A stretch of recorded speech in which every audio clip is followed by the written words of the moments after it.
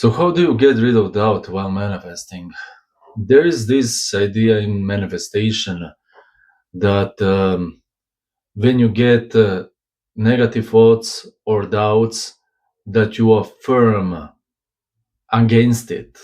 Like every single time negative thought shows up, you start affirming the opposite to get what you want. For example, you get thought that you don't have enough money, so you affirm, no, I have enough money, I am rich. And then you repeat it many times and you will overwrite the whole story. And I will tell you why I don't agree with that. Because when you are fighting the old story, when you are affirming over old beliefs, you are saying maybe indirectly that you don't like them. You are resisting the old story. That's what it is. And you know that saying, what you resist persists. And this is also the problem I'm seeing. People are thinking like, I'm living in the end, but they aren't aware of their negative thoughts. They're thinking, yes, I was affirming against them, but you're still thinking them. You didn't get rid of them. You really need to pay attention. You really need to know every single time when you get negative thought. It's not about resisting them. It's not about flipping them. It's about you letting them go, and then you choose new identity. You choose over and over and over and over and over again. Like I've said in my previous videos, it's not about desire, it's about identity. So when you get a negative thought that you don't have enough money, that your bank account is empty, every single time you get it, you let it pass. Don't give it energy, don't entertain it. And after that, you are choosing new identity. How would you feel if you were rich?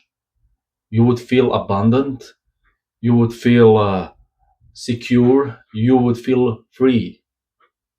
You are choosing that identity. And after some time, you will notice that negative thoughts, doubts, whatever you call them, would disappear. They wouldn't show up as much. Because you need to understand one thing. Doubts are just manifestation of your identity. That's all they are. When you change your identity, you won't experience doubts. But also there are people who will tell you that doubts are bad. Doubts are not bad. When you start changing, you will experience doubts. That's normal thing. They wouldn't appear if you weren't changing. This is a good thing. You just need to notice them, let them pass like clouds in the skies, and choose again. You can't have two stories at once. You can't think for like 5 minutes that you have what you want, and then the rest of the day you are thinking a total opposite.